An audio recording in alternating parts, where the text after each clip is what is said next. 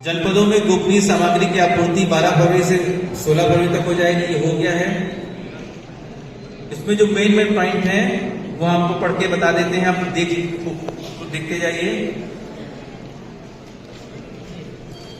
तीसरा पॉइंट है, प्रत्येक जनपद में परीक्षा है तो 3 प्रकार की सामग्री, केंद्रवार सामग्री सामान्य से।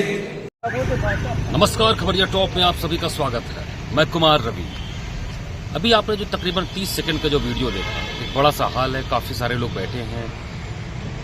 एक इंस्ट्रक्टर हैं जो बाकायदे गाइडलाइन दे रहे हैं। जी हाँ, यह कोई प्राइमरी कक्षा की पाठशाला नहीं है, ये इंदिरा गांधी प्रतिष्ठान है, राजधानी का सबसे बड़ा एक ऐसा सभागार जहां पर इस तरह के कार्यक्रम आयोजन होते रहते हैं, सरकारी गैर सरकारी हर तरीके की। आज मौका था यूपी बोर्ड परीक्षा की बैठक को लेकर, जिसकी अध्यक्षता डीएम जिलाधिकारी विशाख जी अय्यर कर रहे थे। ऐसे में उनके आने के पहले जो इंस्ट्रक्टर थे, जो लखनऊ जनपद की अलग अलग क्षेत्रों से, ग्रामीण से, कस्बे से, शहर से, तकरीबन 125 सेंटर से, वहां से टीचर आए थे, विभिन्न विभागों के इंस्ट्रक्टर आए थे, अधिकारीगण आए थे, केंद्र व्यवस्थापक आए थे, मजिस्ट्रेट थे, एसडीएम थे, एडीएम थे, तमाम लोग थे।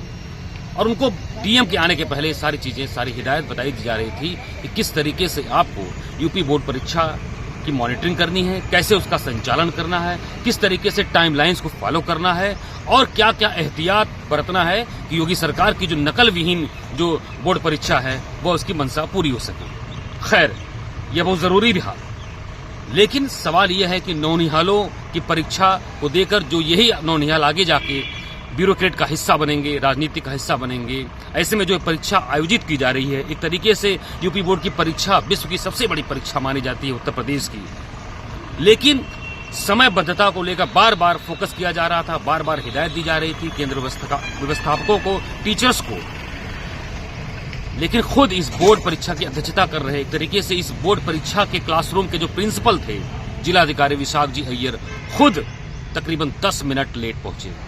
मीडिया को जो खबर गई उनके स्टाफ के द्वारा, उनके ग्रुप के द्वारा, ऑफिशियल ग्रुप के द्वारा, वह 1 बजे का समय था इंदिरा गांधी प्रतिष्ठान में। ऐसे में तकरीबन 11:30-12 बजे से पहले ही सारे जो केंद्र व्यवस्थापकों को, मजिस्ट्रेट को, सबको बुला लिया गया था। ऐसे में खबरिया टॉप की टीम वहां पर इसको कवरेज करने के लिए पहुंची तो वहां पर सभागार में लोग इंतजार करते करते उबासी लेते हुए दिखाई दिए और कुछ लोग दबे जुमा यह भी सुनाए, उनको यह कहते हुए पाया गया, सुना गया कि हम लोग तो आ गए, डीएम साहब कहाँ रह गए। डीएम साहब 1 बजे के बजाय, जैसा कि उनका निर्धारित समय था, वह तकरीबन 1:25 पर उनकी गाड़ी का काफिला इंदिरा गांधी प्रतिष्ठान सभागार से इंटर करता है और 1:27 पर इंदिरा गांधी प्रतिष्ठान के उस सभागार में वो पहुंचते हैं जहां पर यह बोर्ड परीक्षा के ट्रेनिंग की पाठशाला चल रही थी। कुल मिलाकर वह 10 मिनट लेट रहे और 8 से 10 मिनट का उन्होंने जो भाषण दिया उसमें बार बार वो फोकस करते रहे, खासतौर पे नकल विहीन परीक्षा को लेकर, सेक्टर मजिस्ट्रेट को गाइडलाइन देने को लेकर, और उसके ऊपर सबसे बड़ा जो उनका फोकस रहा डीएम का उस मंच से कि समयबद्धता, टाइमिंग को लेकर उन्होंने यह भी कहा कि अगर वो भी लेट, अगर ऐसा कुछ होता है तो टाइमिंग को लेकर, अगर 8:30 बजे की परीक्षा है तो 8:30 बजे शुरू होनी ही चाहिए और जिस निर्धारित समय पर खत्म होना है वह उसी पर खत्म होना चाहिए। जरा सा भी आगे पीछे समय जो निर्धारित किया गया है बोर्ड परीक्षा में, उसमें कोई भी कोताही नहीं बरती जाएगी। ऐसे में सवाल उठता है कि जिस तरीके से केंद्र व्यवस्थापकों को, इस बोर्ड परीक्षा के संचालन को, जो इससे जुड़े लोग, कर्मचारी, अधिकारी हैं, उनको डीएम साहब द्वारा बार बार इंस्ट्रक्शंस दिए जा रहे थे टाइमिंग की, लेकिन उनकी टाइमिंग कहां गड़बड़ा गई। ऑफ द रिकॉर्ड जब पता चला उनके कुछ स्टाफ से कि वह कहीं न कहीं विधानसभा सत्र से वहां पर मशरूफ थे और वहां से आते हुए उन्हें देरी हुई। खैर, यह सब रूटीन है, लेकिन सवाल यहाँ पर टाइमिंग का था। और बार बार बोर्ड परीक्षा में अगर सवाल यह भी उठता है कि अगर बोर्ड परीक्षा में ऐसे कोई अभ्यर्थी या कोई छात्र छात्राएं जरा सा अगर कोई लेट पहुंचता है, किसी भी वजह से कोई भी उसके साथ अड़चन आ सकती है, व्यवहारिक दिक्कत आ सकती है, तो क्या उसको इस तरीके से एंट्री मिलेगी? क्या कोई व्यवस्थापक जो होगा, क्या अगर जरा सा उसकी कोई देरी होती है, क्या उसे केंद्र में एंट्री मिलेगी? क्या उसकी ड्यूटी मानी जाएगी? क्या उसे दंड से मुक्ति मिलेगी?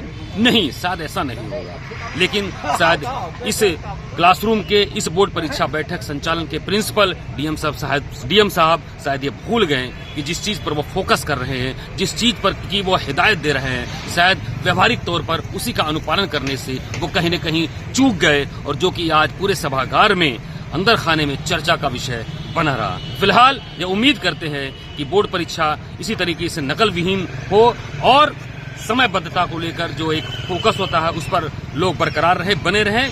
लेकिन आगे भी आपको इसके बारे में जानकारी देते रहेंगे, बने रहिए खबरिया टॉप के साथ। इंदिरा गांधी प्रतिष्ठान सभागार कैंपस से मैं कुमार रवि, कैमरा पर्सन सत्या के साथ।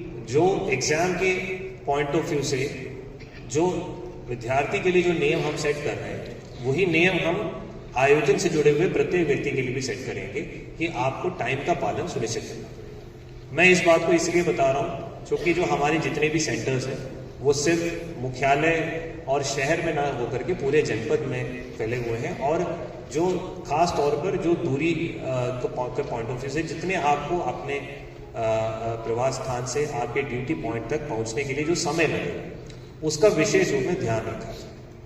ये नहीं कि मतलब सुबह आपसे किसी स्टैटिक मैजिस्ट्रेट हैं या किसी सेक्टर मैजिस्ट्रेट हैं, उसमें आपसे सुबह 8:30 हम एक ओके रिपोर्ट मांगेंगे, और उसमें ये नहीं होना चाहिए कि साहब हम रास्ते में या जाम में फंस गए। कृपया करके ये इश्यूज नहीं होना चाहिए।